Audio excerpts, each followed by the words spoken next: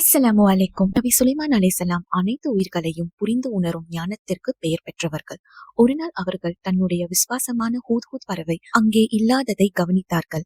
கவலை அடைந்த ஹூதூதிடம் கேட்டார்கள், நீ எங்கே சென்றாய்? ஹூதூத் திரும்பி வந்து முக்கிய செய்தி ஒன்றை கொண்டு வந்தது. பில்கிஸ் தொலைதூர ராஜ்யத்தை ஆட்கொண்ட சக்தி வாய்ந்த ராணி. பறவை தெரிவித்தது, அவர் மக்கள் அல்லாவை வழிபடாமல் சூரியனை வழிபடுகின்றனர். சுலைமான் அலைஹிஸ்ஸலாம் கோபம் அல்லது அகங்காரத்துடன் பதிலளிக்கவில்லை.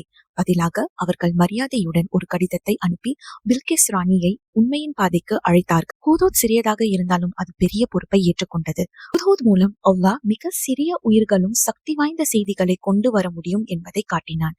ராணி பில்கிஸ் சுலைமான் அலைஹிஸ்ஸலாம் கடிதத்தை கவனமாக படித்து தன்னுடைய ஆலோசகர்களின் ஆலோசனைகளை பரிசித்தார். ராணி பில்கிஸ் மரியாதையுடன் சுலைமான் அலைஹிஸ்ஸலாம் அவர்களுக்கு பதில் அளித்தார். அவர்களின் ஞானத்தை விகாரித்து உண்மையை நேரில் காண அவர்களிடம் வருவதாக தெரிவித்தார்.